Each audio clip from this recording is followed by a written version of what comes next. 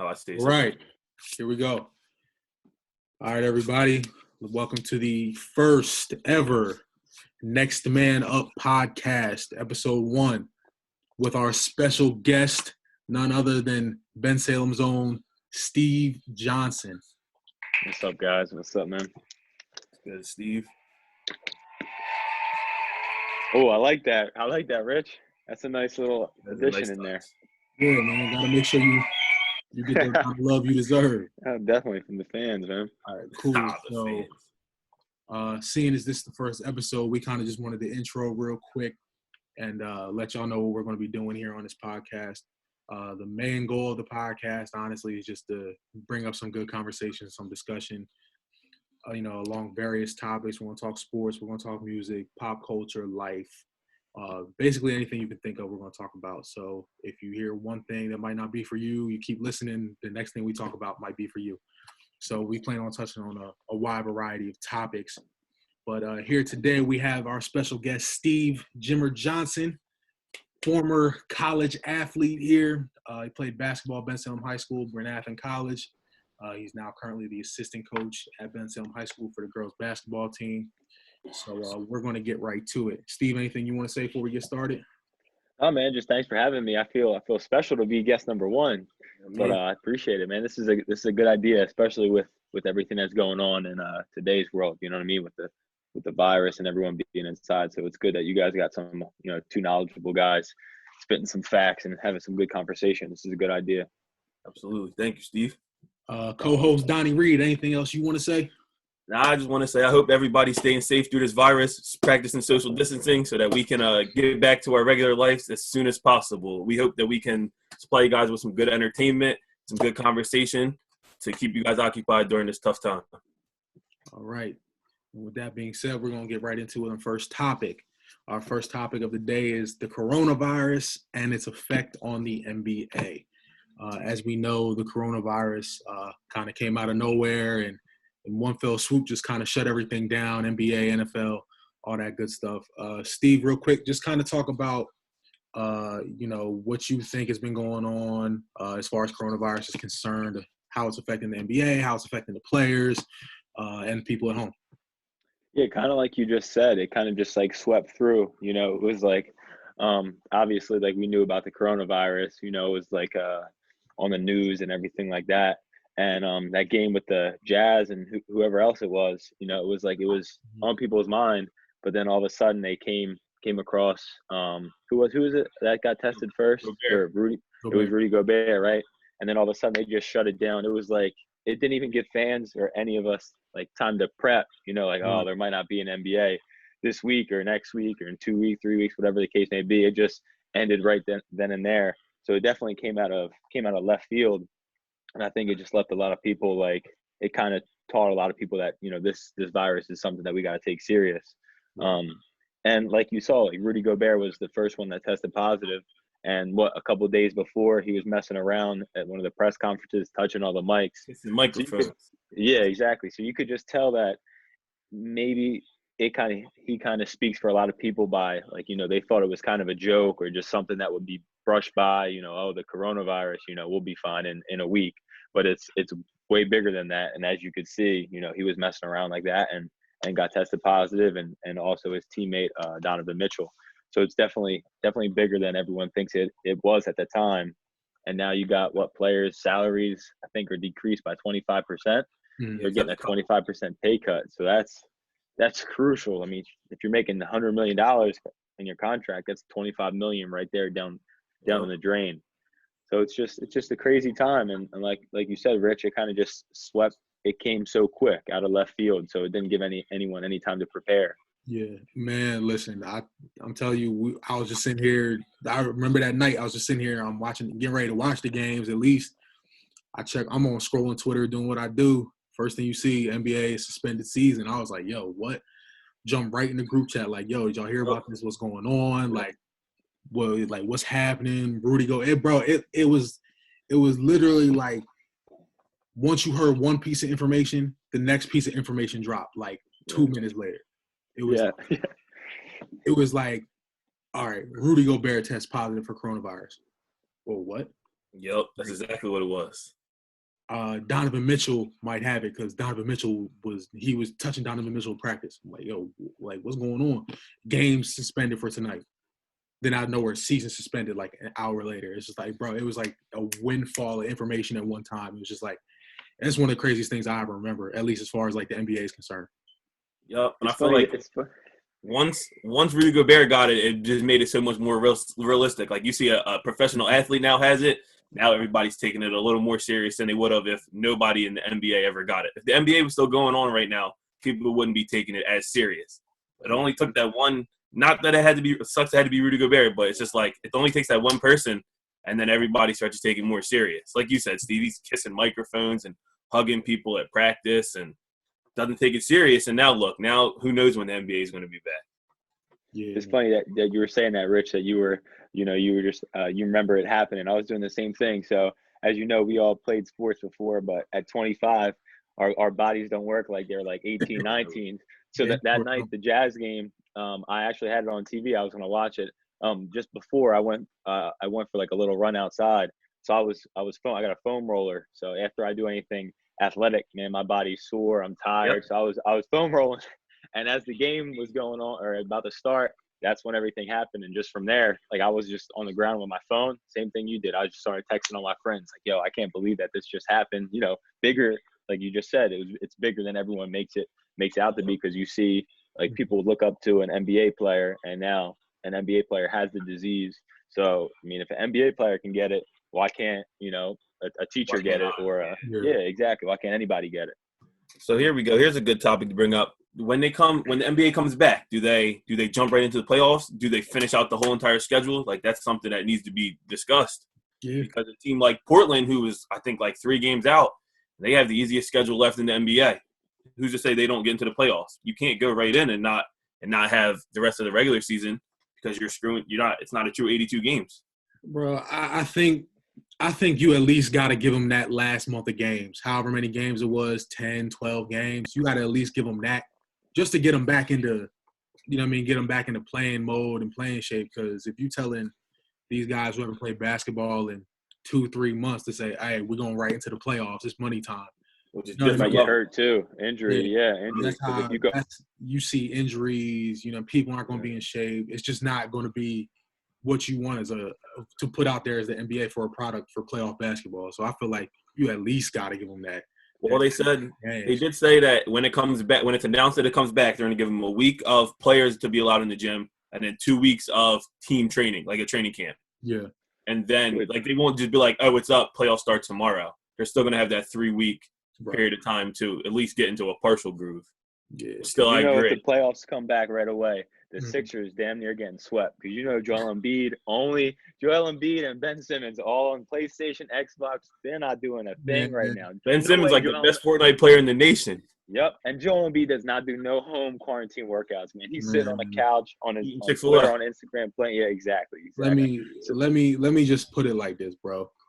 And the Sixers as a unit catch a lot of heat because they're underperforming right now. And you know how Philly is. We're very demanding, and we want to see the best out of all of our teams.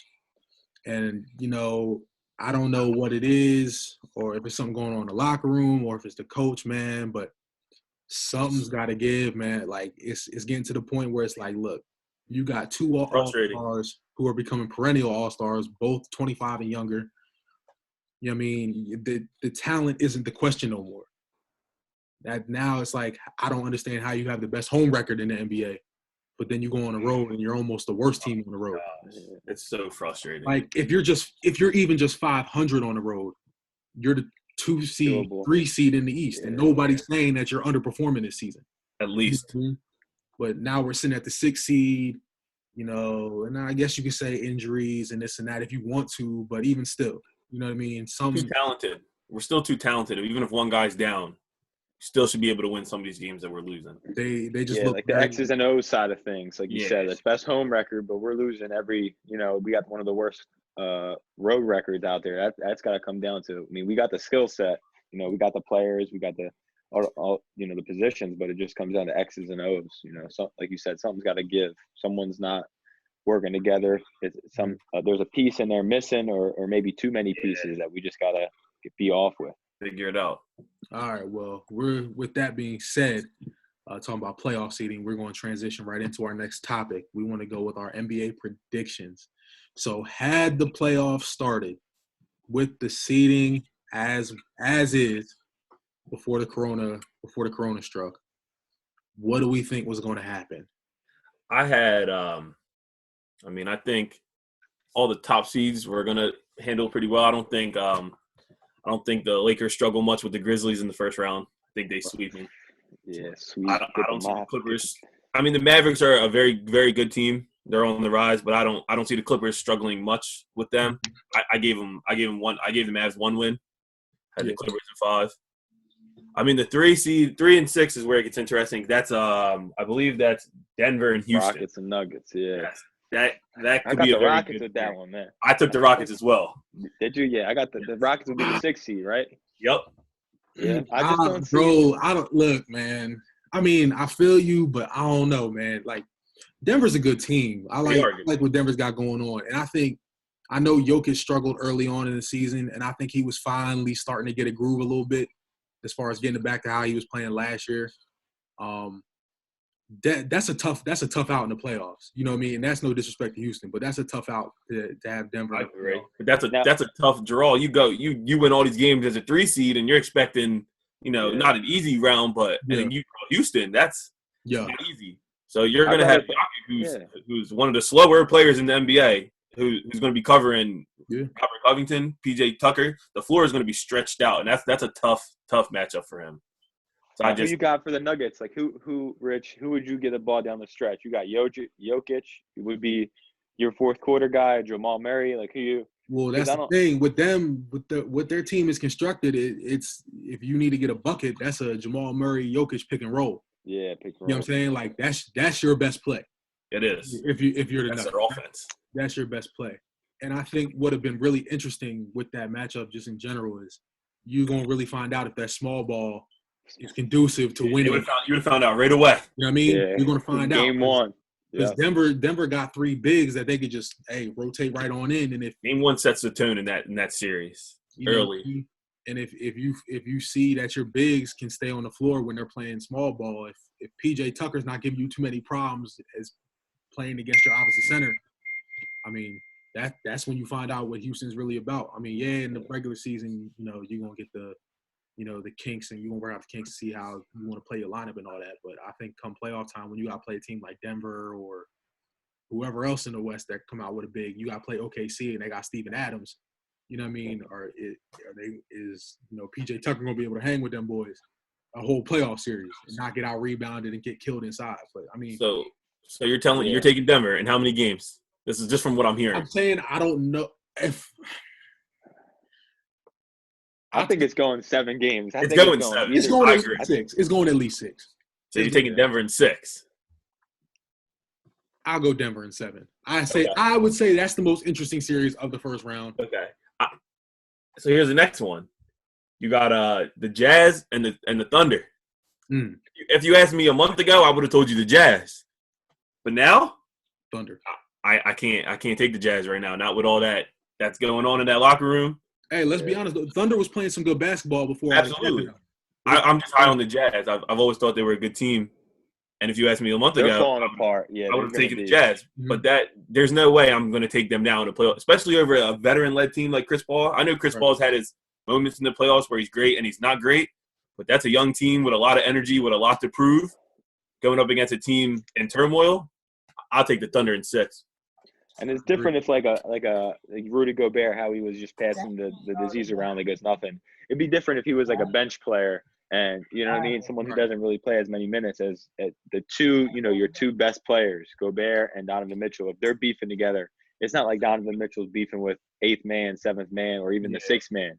You know what I mean? He's beefing with the 2 best players on the team. Yeah. So that's not going to work out. And, especially with playoff tensions, if you lose a close game, and they're on cool terms. If you lose a close game on the road or something like that, then they're just gonna go at each other even worse. So, like you said, that's a good point, Donnie. The Jazz, I just think their team's falling apart right now. So too much turmoil in that locker room. Yeah, exactly. So you're gonna have to go with the Thunder for that one.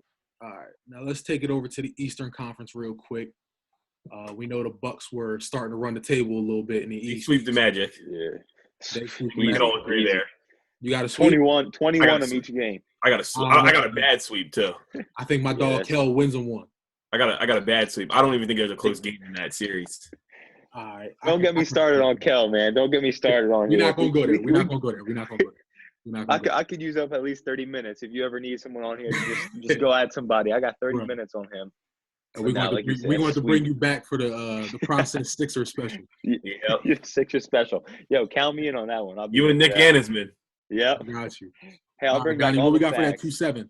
We got the Raptors and the Nets. Ooh. Now here's the thing. I was thinking about the Nets coming back. How long is Kyrie going to be back? KD. That's what I was. Kyrie will be back. I don't think KD comes back. Like you mentioned earlier that coming back off this, it's going to be easy to get injured. So imagine him. He definitely can't take that chance. Especially if they don't think they got a chance in actually winning. Yeah, that's a long process there. I think they got to make a couple moves anyway. Van Vliet, is he the Raptors starting point guard? Well, him and Lowry, they play together. Yeah, Lowry, they play together. Yeah. I took the Raptors. I took the Raptors in 5 with no Kyrie, 6 with Kyrie. 6 with Kyrie. I think I might stay 5 either way. Kyrie's good enough to win you a game. He'll go off and win you a game. Reason I say Raptors in 5 is honestly, like, you look at the Raptors as a whole, and like their roster doesn't jump off the page at you at all, but like they still always seem to win a lot of games. You know what I mean? Well coached. They're very well coached. If you put these 8 teams into the playoffs just by like the rosters, the Raptors are near the bottom somewhere. The Sixers would trade places with the Raptors probably. Yeah, you looking at the Raptors is like the staff, man. On paper, it's not. You know what I mean? Yeah. They're 6-7 seed, like on paper. Yeah. But they're well coached. They play defense. They play together. Yeah. Yes, they do. Yeah, Pascal Siakam seems to me like someone anybody could play with. He's a very good player. I'm a big fan of him. Yeah, he's a monster, and plus his attitude. He's just got a great attitude. He's what I wish Embiid was, man, with his attitude. Embiid kind of gets into antics too much, but that's a topic for a different day. But here we go. Get right to it. Siakam's out huge. Here we go. 3-6. Oh, Celtics Sixers. I don't know if this is because I'm biased, but I got the Sixers in 7. I also took the Sixers in the 7. It's tough. I know I'm like a diehard Philly fan. Same with you, Donnie. I love the Sixers more than anything in this world, but they're just so hot and cold, and you never know what's going to happen in playoff time. But we got the players, we got the pieces, but like you said, man, it's the staff. It's somewhere down the line you're going to lose a series because of that. And I just think we're gonna get through the first round with the Celtics. I don't think the Celtics are all that, but I think as much as Al Horford has let me down this year with the fit and with just everything, I think he's a big-time help come playoffs. Maybe not minutes-wise, but he just brings a veteran that we've never really had. I mean, we had Jimmy. He had never really been into the playoffs like that besides a couple years when he was young with Chicago. Al Horford's been in the playoffs consistently. So I think, when Embiid starts to struggle, he's somebody that can help out. Rather it's taking some of his minutes or helping him out off the court. That's why I feel a little more confident taking the Sixers in 7 over Boston. I got the Sixers in 6. Reason I say in 6 is, honestly, this is one of the few years that I felt the Sixers actually just have the better roster than the Celtics do. And that's no disrespect to any of the players on the Celtics, because the Celtics that's a good team, very well coached and all that good stuff. Yes. But I just feel like Ben's finally coming to his own as a player. They really still don't have anything for Joel Embiid. You know what I mean? And if we can get a consistent 20-point-a-game Tobias, I just feel like the Sixers just have too much firepower. And then Ben's found himself on defense. Ben's the biggest mismatch on the floor. You really don't have anybody to play Ben, because say you put Jason Tatum on Ben, well, then Jaylen Brown has to cover. No, do they start Gordon Hayward? I think he came off the bench. But he might start now, and I think Jason Tatum was playing the 4. But I mean, like, he better be on the bench, man. He hasn't been good since his leg popped off or whatever happened to him. His ankle got messed up. Man. Gordon Hayward been letting me down. Yeah, that's your boy. I was a big Gordon Hayward fan, especially when those Butler days, man. He had me as a fan, but ever since he came to Boston and got injured, he just has been He's been Yeah. man sticking it up. Average. But I mean, Yeah, I'll tell you what, though. obviously, I'm the yeah. Sixers, and I'm playing the Celtics first round. Whoever Kemba Walker's guarding, I'm running pick and roll right on him, and I'm Yep. getting switch every time. Mm-hmm. Force a switch, force somebody to come over and help. That's where you get all the open shots. That's where you get Embiid slashing to the basket and stuff like that. So, I mean, I just feel like the Sixers, I finally have a better team than them as a unit. Yeah. I think Al Horford coming off the bench actually to back up Embiid as a big helps us a lot. In that Doesn't series. kill you. I think that'll help us a lot in that series, and that's why I say 6.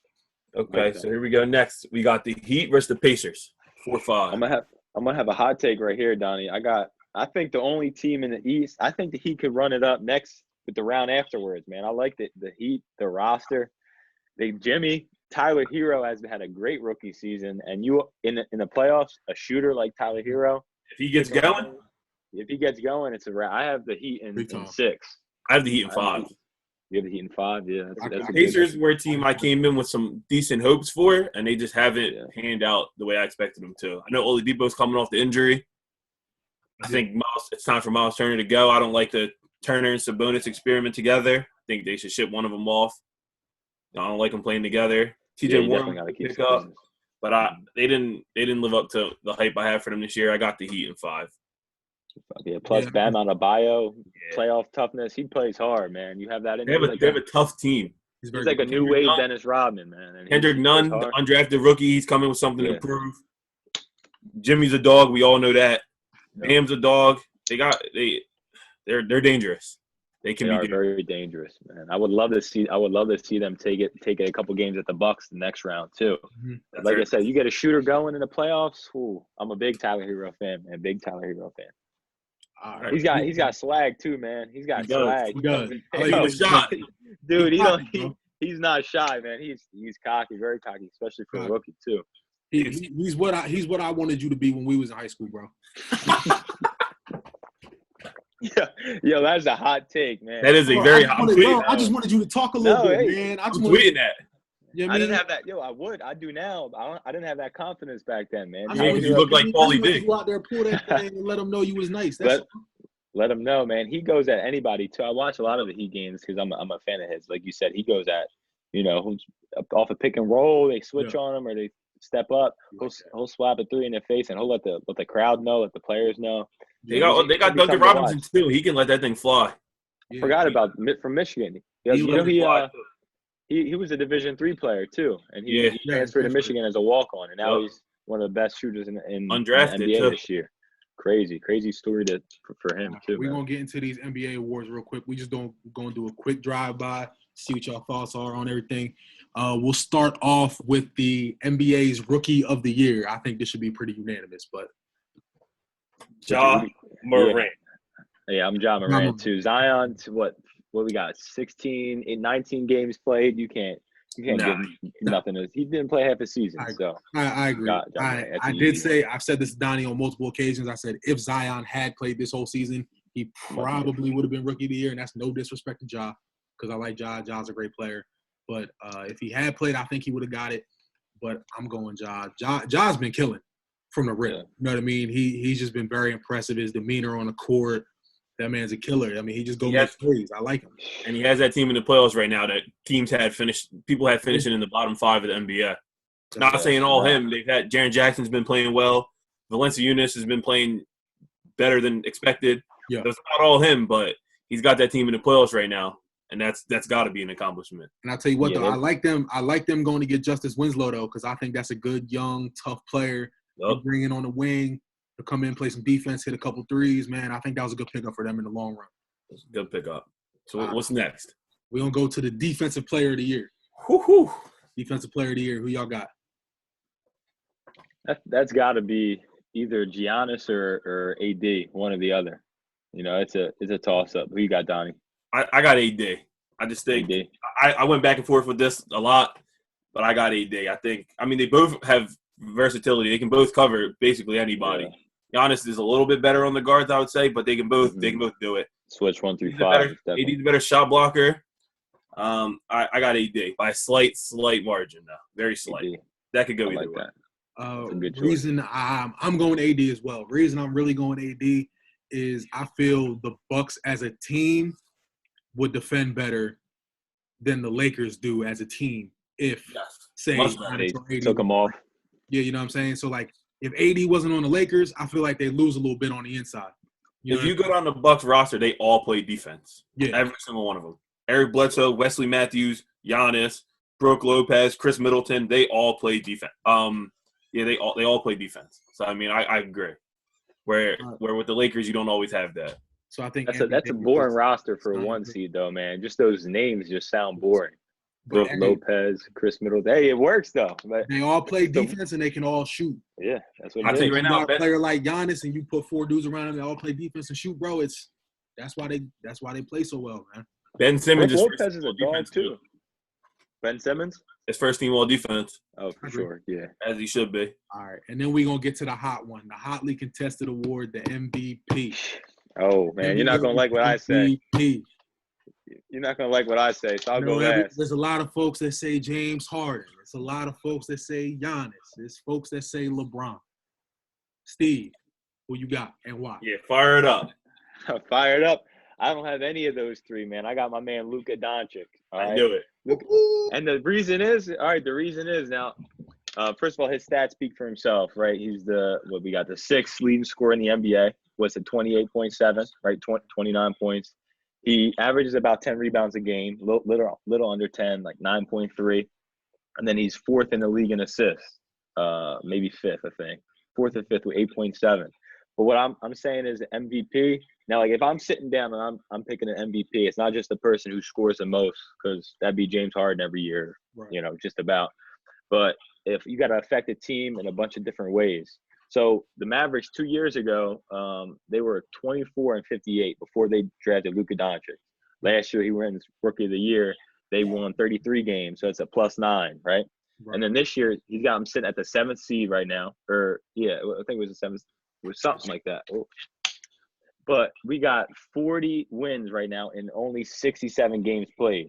So right there, the win margin with the last 2 years with Luka Doncic is just increasing every time. Mm-hmm. So I got Luka Doncic because he just affects the game. He's a winner. He can score. He can pass. He can facilitate the ball. Runs the offense the right way. And I just have him as my MVP, man. I think he's the most valuable. Not the best player per se when it comes down to crunch time, but I would say he's the most valuable to a team. Donnie Reed, talk to me, man. I did have Luka on my list. I had him at 3rd. I still got Giannis as MVP. I mean, the dude's averaging 30 points a game, 14 rebounds. What's he averaging? And almost 7 assists. And his team is 51-12. 53-12, correction.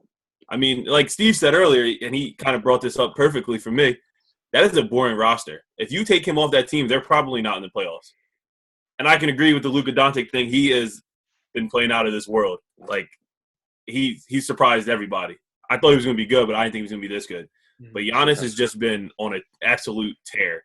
Yeah. And they're probably the favorite to come out of the East. So, I mean, I just think 53-12 is incredible as a record. And then he's averaging 30 points and 14. He's averaging a double-double with 7 assists. That's a high double-double, too. It's not just with 7 assists. With 7 assists on top of that. With, I mean, no true Robin. I mean, I guess you call Chris Middleton Robin, but he's not like, he was an all-star last year, but he's not a constant all-star. So I just think Giannis leading that team to that record with them stats, he's the MVP. Man, listen. I'm gonna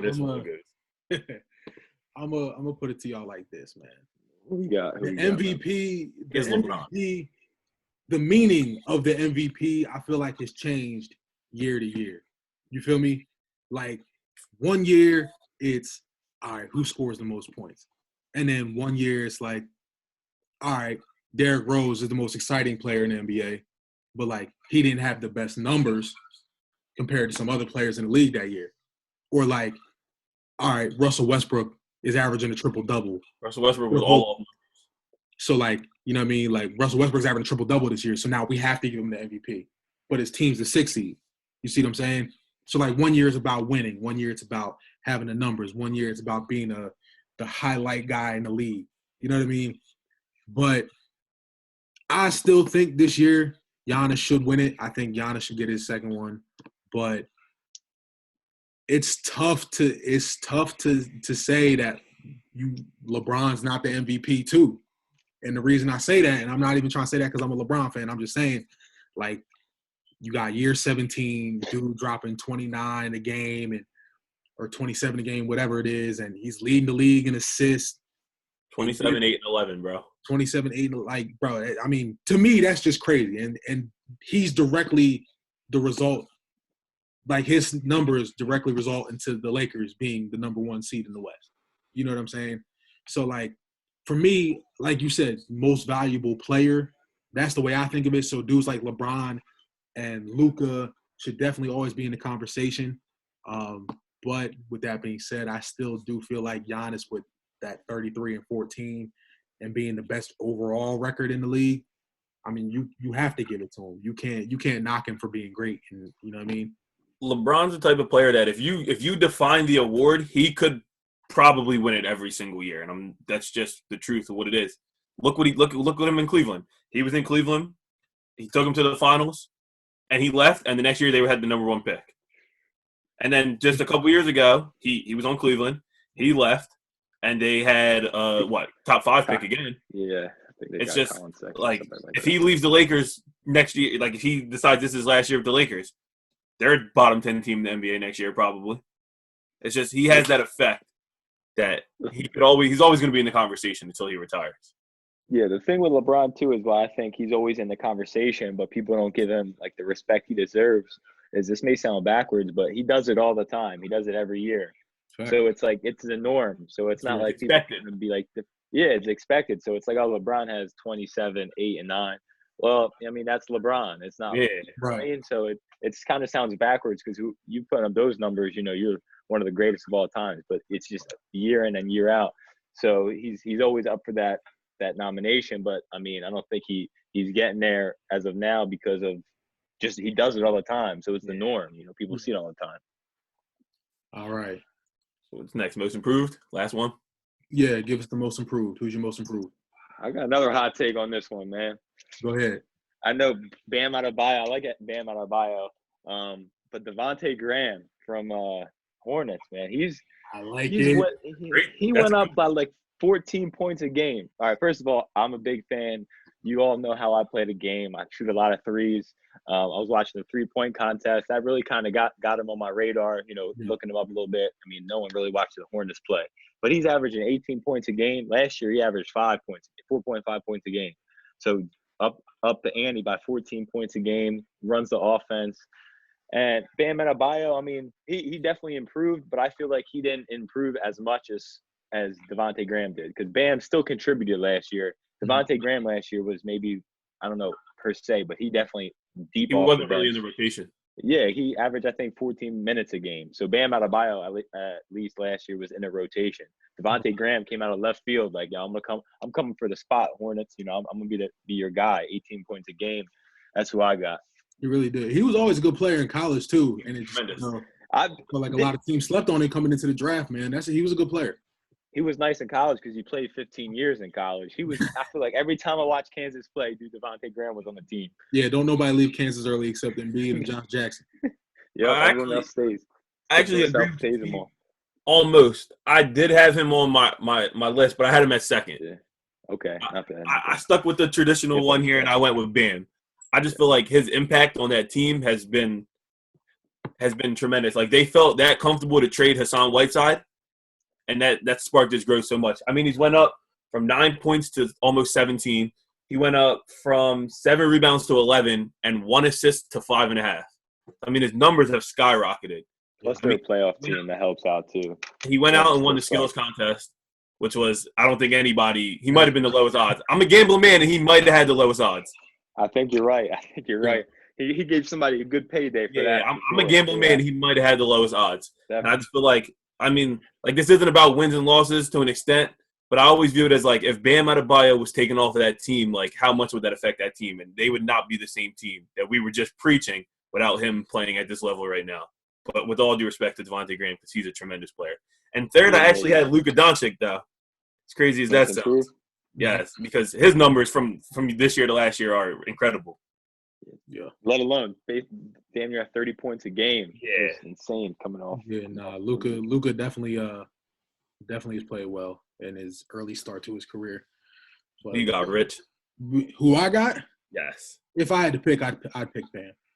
From him, just him. That's a safe choice. Yeah. It is a safe choice. If I had to pick, I'd pick Bam. Reason I picked Bam, honestly, everything you said, Donnie. But on top of that, just him going from what he was last year to being a solid role player in the offense or on the team in general, and then just turning into an all-star, playing great defense, being able to guard multiple positions. You know what I mean? Still having the skill in the post to be able to pass and things like that. I think that's helped that team a lot. They can do a lot. They're a lot more flexible in the things they can do because of his ability. And I think Bam has definitely shown the most improvement. We'll do a quick run through, not just 10 seconds of why. Coach of the year. Go ahead, Rich. Start us off. Coach of the year, man. I mean, I guess you gotta go back to Coach Bud up in Milwaukee, bro. Like, I mean, you got the best record in the league. Like, and I know that's in large part to Giannis, but you got the best record in the league by a healthy margin, at least 6-7 games. So, I mean, that's where I go with Coach of the Year. So I got it's not really hot because I mentioned earlier, I got Nick Nurse as Coach of the Year. I mean, you're sitting at 46-18 with that roster, losing Kawhi and Danny Green, and people thought you weren't even going to be in the playoffs, and you're at 46-18, and as a 2 seed in the East, that's Coach of the Year in my opinion. No disrespect to Bud because, like you said, he's 53-12. That's incredible no matter who you have. Right. But their records are close enough, and the talent on the roster is far enough to where I think I would give Nick Nurse the edge by a slight margin. I can see it. Yeah. Both those choices are definitely good. I'll have to side with Donnie on that one, just because the Bucks, they got first of all, he won it last year, so he already got the award, and then you got Giannis. The Raptors, they don't really have that top tier. I mean, they got Kyle Lowry.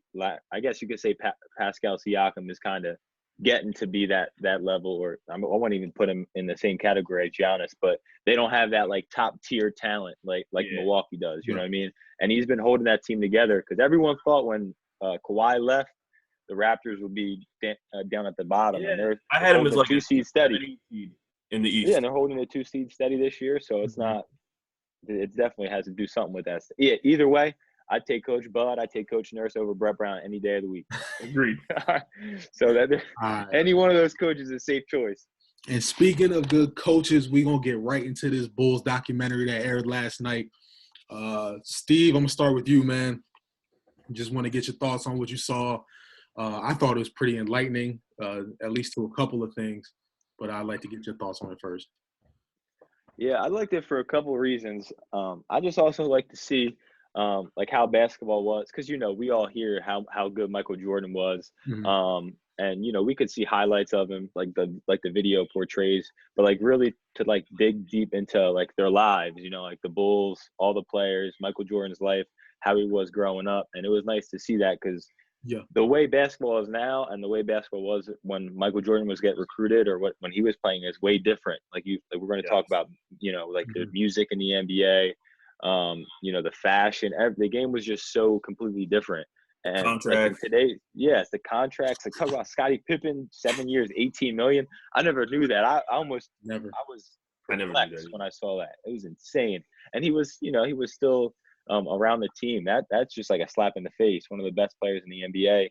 And they said he was like the 122nd. 122nd. That's the 122nd highest paid player in the NBA right now is Andre Roberson at $10.7 million a year. He wasn't even making that. Yeah, I was gonna say it took me a couple. He plays for the Thunder, or he did play for the Thunder. Yeah, right? I don't know where he's at now. He might. I don't know where he's at either. But just seeing that like type of basketball, man, a couple points during the documentary, man, I just had like some goosebumps. Like when they were saying the story about Michael Jordan, how he went up to Dean Smith. Dean Smith was the assistant, one of the assistant coaches, or not Dean Smith. Roy Williams, who's the assistant with Dean Smith. And he was saying how, I'm going to be the best player to ever come through here. Just like hearing how confident he was. And you hear a lot of people say that today's day and age, the 5-star recruits going to Kentucky, I'm going to be the best player to ever come through. But he really backed it up. And he wasn't doing it in an arrogant way. He was doing it in like the Michael Jordan way. Like, I'm going to let everyone know that this is going to be my team. We're going to run through it and, I'm going to do it the right way. Yeah. it was just awesome to watch. It was really awesome to watch. It was two things on there that I saw last night that I really liked. The first thing I saw that I liked a lot was they were talking about Michael in college in his junior year, and he's kind of making the decision whether he wants to go to the league or whether he wants to stay for his senior year. And they talked about how Dean Smith told him, hey, like, it's time for you to go. You know what I mean? And I Good thought coach right there. that's what I'm saying. And I'm sitting here thinking, like, wow, like, because we all know we all went to college and we were all athletes in college. Like, as much as it is about the love of the game, it's a business at the same time. Yep. You know what I'm saying? Especially when you're at that level. And for him to pretty much take the best recruit he's ever had and say, hey, I could have you for another year and we could probably win another championship. But what's best for you right now is to go and worry about yourself and get your career going. I thought that was dope because I don't think there's a lot of coaches who would genuinely have that conversation with a player and genuinely care about their player enough to say, hey, listen, although I need you on my team next year, I think it's best that you go. You know what I mean? And I thought that was just dope in that sense that they had that kind of relationship. You know what I mean? To where he felt comfortable enough saying, hey, Michael, I know we could really use you, but I want you to do what's best for you, and I want you to go to the league. I thought that was dope. And then the second thing I thought it was just kind of interesting was how I know Jerry Krause was catching a lot of heat last night, and deservedly so. I feel like some of the things that he did and the way he interacted with a couple of people might have driven a wedge in between some relationships and things like that. But I thought that him being able to pull off that trade, to trade into the top 5 to get Scottie Pippen, I thought that aspect of everything was really cool because it's like, if he never did that, then realistically you got kind of what LeBron was dealing with in Cleveland. Because Michael Jordan's legacy wouldn't be what it is now. That's what I'm saying. Yep. Mm-hmm. You've got this superstar talent on your team, and everybody knows far and wide he's probably the best player in the league, but he don't really have that help. And as much as basketball can be individualized, it's still a team game. If you don't got those players on the team, you're not going to win those championships. So the fact that he was able to come from, whatever pick they were at to trade up into the top 5 to go get Scottie Pippen and basically go get Mike his Robin, and then that translate into 6 championships. I just thought the whole concept of that was just dope. The way they kind of shed some light onto that. I agree. And I kind of like, obviously I know this is about Michael Jordan and he's the GOAT, or we'll have that argument a different time. But like, when I was watching last night, it gave me a different appreciation for Scottie Pippen. Like, we hear, oh, he was a tremendous defender and 3-and-D and all this, but like he's obviously his team, them too, paying him 7 years, $18 million. But he's always just been so undervalued to me as a player. And I feel like last night, and as this goes on, he's only going to continue to gain like more stardom, basically, and people will gain more of an appreciation for Scottie Pippen. Obviously, we all know who Michael Jordan was and his mentality and how that rubbed off on Kobe, who was the Michael Jordan of our generation. So, we all kind of had that understanding, but we never understood how important Scottie Pippen was to that team and to the NBA in general. And I feel like the more this goes along, his appreciation will be more noticed. Yeah, I agree. All valid points there, fellas. All right, so Steve, we're going to switch it up a little bit, and we're going to get a little bit more personal here to, for these last couple of topics. Want to talk about your coaching experience. I know you're the assistant coach with the girls over at the high school. Just kind of talk about how that's been, how, any kind of rewarding experience you've had with that, how much you might enjoy it, what some challenges, what are some of the things you enjoy most about it? Yeah, definitely. So growing up, I obviously played basketball. I knew from, a very early age that I obviously any kid's dream, they want to be a professional athlete. So, I wanted to obviously play basketball as long as I could. And then when I kind of found out that, yeah, man, this NBA dream is not going to work out, I wanted to obviously keep the game of basketball in my life because, it's been such a big part of my life. So I got into coaching like 3 years ago, 2017. I coached the St. Ephraim's, started coaching St. Ephraim's basketball. won the championship the first year there. Shout out to my man Kyle Everett, bringing it home for us. But yeah, so this year, last year, I obviously teach in Ben Salem, so the job went out, the job posting went out for the girls basketball. Obviously, always knew wanted to coach basketball, but I never thought on the girls side of things. So the job, it was posted on the internet. It got sent to my email because they got to do the Ben Salem teachers first. So I saw it and I obviously applied for it. And then Sheldon Purr, Coach Purr, the GOAT, the Ben Salem legend. Yeah, the Ben Salem legend was did it the year before, and he wanted to stick around one more year. So we became talking. Obviously, knew who he was. He was around when we all played together, Right. but I never really talked to him on that level. So we talked together, and he kind of just got me, as one of his assistant coaches, and it's been awesome. It was definitely a different feel coaching the girls side of basketball, especially with someone who played for kind of some tough coaches at times. We had Coach Brandon, one of the.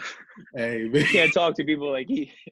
Right. This is we talk about his stories off topic. He Right. can't broadcast them to everybody else, but just like the coaches we had, even Coach Jeff Purr, how some of his coaching styles were. So it was different getting onto the girls side of things.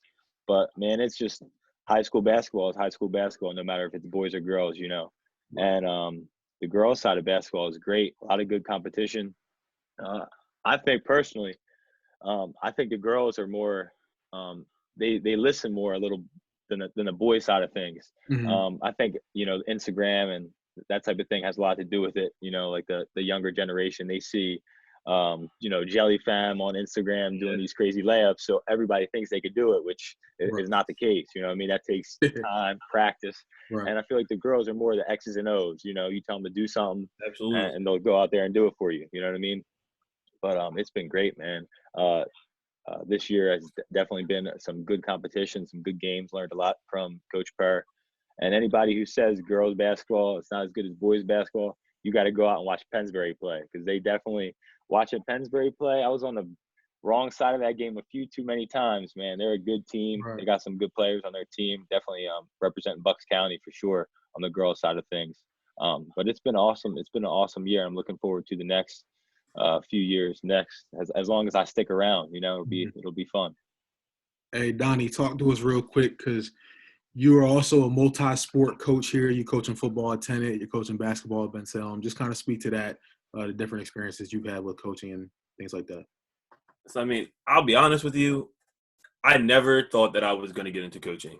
I know, Rich, we joked around back in the day, like, oh, we'll start a dynasty one day. I never expected to get into coaching. It was just never – I know I was like Morris and Purr and Mullen, they would always say, you'll be a perfect coach one day. I just never saw it, especially not basketball, because anybody that knows me knows basketball was just a hobby. I just never – you were just on the block, bro. Get Deion Jones, man. Yeah, right. Average about damn near 16 points a game off layups. I never seen nothing like that. Yeah, but I just always – obviously, like Steve said, I wanted to go to the NFL. Rich, I'm sure you were on the same page as me there. I got injured twice in a row in college, kind of shut that down, and I think that's kind of what propelled me into coaching. I'll never forget I was at LA Fitness, and my Bears coach from when I was like 7 years old called me. He said, listen, man, I'm coaching at Snyder. Coach Jamal, great dude. Mm-hmm. Said, listen, I need an assistant at Snyder. Do you want to come coach? And I was like, no, thank you. He's like, are you sure? And I'm like, yeah, I'll pass. This is 2 years ago, 2017, same time as Steve. So I go out to eat. He calls me again. He says, listen, man, I'm by myself. I got like 50 guys. I need you to come out. I'm like, you know what? I'll go out there. I'll give it a try. I might have been there for 10 minutes, and I was like, this is what I want to do from now on. It's just something that playing sports is great. I love it. I would love to be in the NFL right now or playing at any level. But coaching and getting that reward of helping a kid out in any way, whether it's life, the sport, school, is a much more rewarding feeling than for me than going and scoring a touchdown or making a layup at a game. And then, like you said, then I moved up to the head coach at a different middle school, which was a great experience in its own. I was in the Bristol School District at Armstrong Middle School. I was the head coach over there for a year. So I was still with the middle school kids. I wasn't working in the middle school yet, so this was my first time really dealing with middle school kids. It was a good experience. I got, my own team, which was good for me. And then I moved up to Tenet, which my first time coaching high school football this year was great. I mean, being able to help the kids in the recruiting process that I went through myself is something that I am pretty big on, because my coaches weren't necessarily helping me as much. So I want to make sure that they don't go through the same experiences that I did, and Rich as well, because we went through it together. So, I mean, I'm basically just trying to do for kids what I wish somebody would have done for me at this age. And then the basketball program this year, man, I mean, you guys were there. The run was incredible. I mean, Special, man. Steve, we went on a decent run junior year. So, I mean, we got bounced in the first round senior year. But, I mean, that run junior year was good. But the run as a coach is 1,000 times better, man. Like to go in the locker room and have the kids just jumping up and down and smiling, and like that's something in its own right there, man. That hopefully we experience at Tenet this year, Rich. Right. We'll talk about that later. That's the goal. It's just like, and then doing it with the people that I did it with. Like, luckily, I got to do it with Ron G's, who I've known since I was in 7th grade. I had him as a coach for about 7 years in a row. So, I mean, just him to have the success he had his first year, and then us as a team, and then the kids, man. I mean, like Steve said, most high school boys they want a jelly fam, they want to do this and that. We were blessed with a great group this year that had their moments, but they were very, very, very attentive. They listen well. They take well to everything that we said. We went on a great run. We won 19-8, first round of states, fourth place in the district. Fourth place in the district. I mean, it was incredible. And I'd rather have it as a coach than a player. Like, winning the league, like, my sister came up to me after and made a little joke. Oh, you couldn't do it as a player, so you did it as a coach. A little joke. Hey, at least you did it. But honestly, I would, if I had to make an experience, like, obviously with you guys, that would have been great. Like, you guys are my brothers, but just doing it as a coach was something special, to see them smiling and as happy as they were. So, like, that's, like, my biggest thing with coaching. I just want to be there for the kids as long as possible. Right. And I mean, and to that point, man, like you said, man, it's something different when you're a player. Like, yes, it's still very exciting, and yes, it's everything that you want, because we're all competitors. We've been playing sports our entire lives, like, and for me, I was lucky enough to go play Division I football. I was lucky enough to be able to even play professionally. Shout out Coach Roberson and them boys over in Green Bay, man, for giving me a shot to go out there when I didn't think I had one. But like you said, bro, it's like when you help those kids succeed, man, when you out there and you just know that your words of wisdom and your teaching is helping them get better and helping them grow, bro, it's a different level of satisfaction. You know what I'm saying? Like, you just feel a million times better just knowing that you were able to help somebody else get up to where, reach their goals, or help them get better at whatever it is they're trying to do. And I think that's got to be the most rewarding part of coaching. You know what I mean? You build relationships with kids. The kids that we coach just remind me so much of us, like, when we were that age. We're young. We know everything. Like, no problems. And, you know what I mean? It just reminds us so much of us when we were that age. And it's just like, man, I know y'all feel like you own the world right now and everything is yours. And it really is. I mean, like, everything is out there for them to have. It's just like, I'm trying to guide you there through my experiences and through the mistakes that I made, so you don't make those same mistakes, or that way you take a better route. You know what I mean? And I feel like as long as I'm trying to give them little words of wisdom here and there, or guide them on the path a little bit, if I can make your experience a little easier, then I'm doing my job, man. But like you said, bro, I mean, I think we all said it. I love coaching. This is something I definitely continue doing for a very long time. Oh, for sure. So, but I don't get to that point where I got to make a decision on what sport I'm a coach. I'm hoping I can ride that out as long as possible. Right. The 2-sport thing's fun. I mean, I'm hoping I can do that as long as possible. Yeah. I got to get you over to Ben Salem, both you guys, man. Hey, man, we'll see, man. Hey, look, that's a story for another day, huh? Taylor already on it, bro. Don't worry about it. We've had our talks. That's a different conversation for a different day. Yeah, that's a different conversation for when the live goes off. Right. But all right, for real though, last topic we're gonna get into today, music and sports. Just kind of want to touch on how you guys feel music has really affected sports, and just how they go hand in hand so much, and what you guys might be listening to, what you guys, think might be the best pump up song, whatever it might be, whatever you listen to get you going for your game. Let me know. Let me hear it, Steve. When I was a young buck, like 7th, 8th grade, middle school, a big Eminem guy in the headphones before a game. Eminem, 8 Mile, Yeah. Encore, man, had it all on there. But I think music just plays a huge part in aspects of sports. Like you said, it gets people pumped up. Like that's the same thing with LeBron, saying that he's not going to play without any fans there. If you have the fans in there, you got your broadcast or whatever you call it, the DJ at the I go to a lot of the Sixers game. I have season tickets, so he's playing the little ad lib tracks, the hottest songs at the moment, getting the fans fired up, and with the fans fired up, then the players get fired up. And then back to a couple years ago when Kentucky had what were the twins? Harris twins, or what were their last? Harrison twins, Andrew and Aaron. Yeah, and they had Julius Randle and whoever their Willie big man was. Cauley-Stein. Yeah, Willie Cauley-Stein. Man, I remember that old Drake run that they had with going to the finals, and then Drake was in the locker room after the games. He was at Midnight Madness, man. Like that's a recruiting point too. You get in with Drake. Why wouldn't I want to go play at Kentucky if I was a 5-star recruit? If I'm going to see Drake every other weekend, you know what I mean?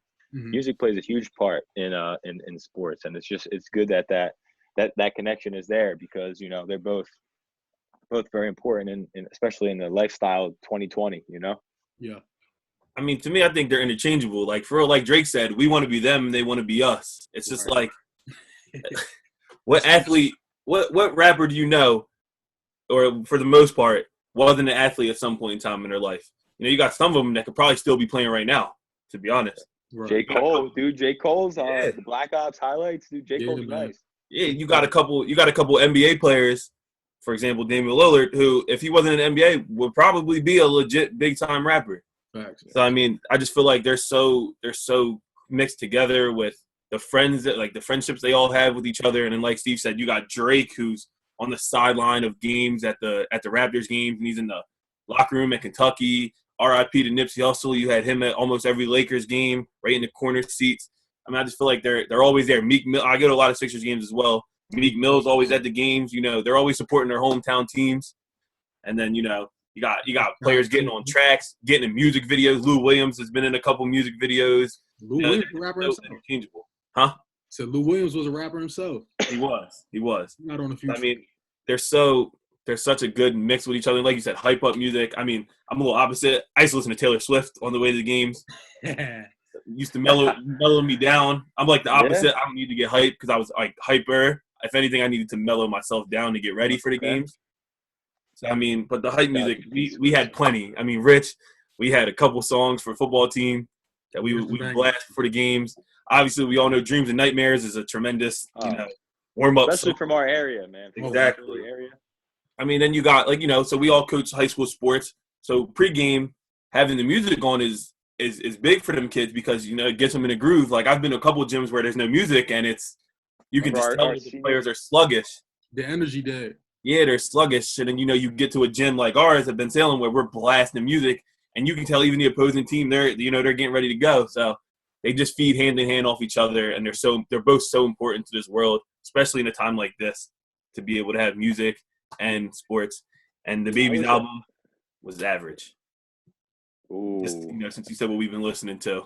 Look, man, I'll tell you like this though. Whatever I thought or whatever we thought was fire back in the day, bro. These kids, man, it's different. I didn't even want to touch all that.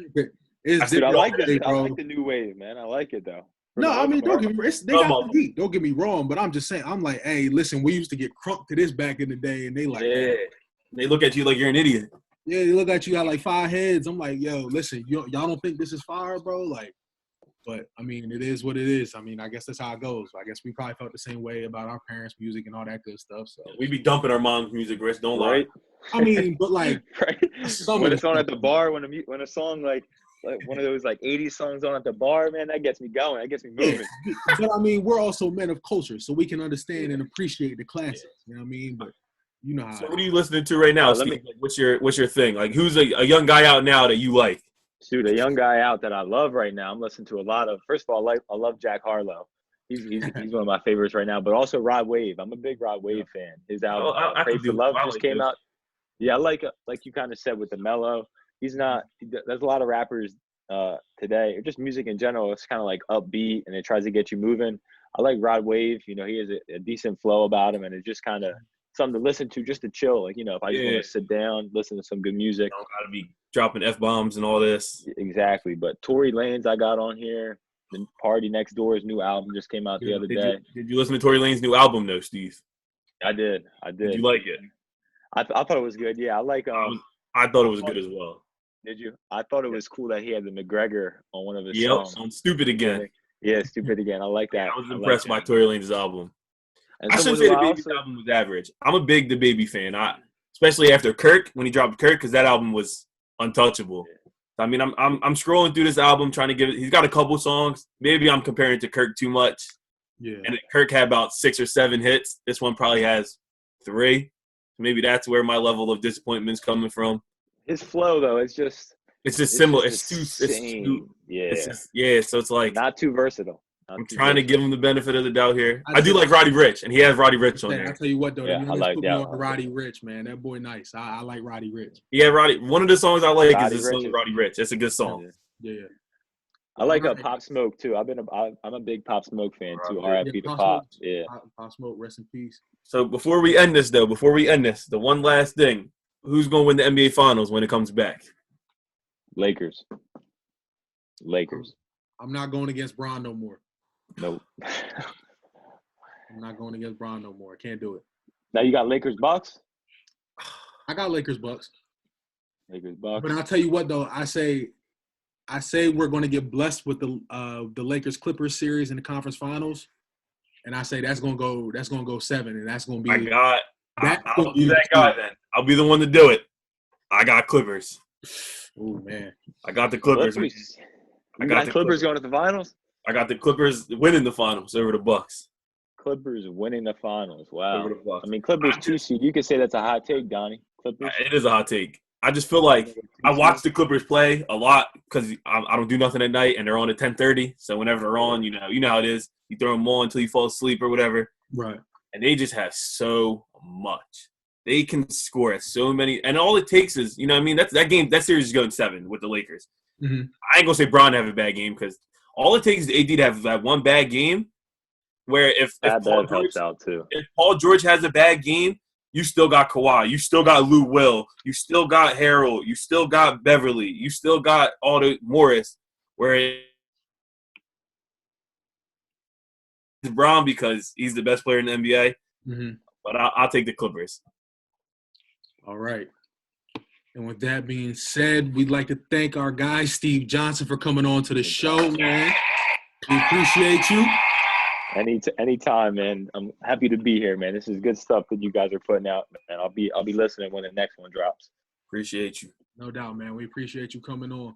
And with that being said, we're going to ride out to Steve Johnson's song of the day. Yes, sir.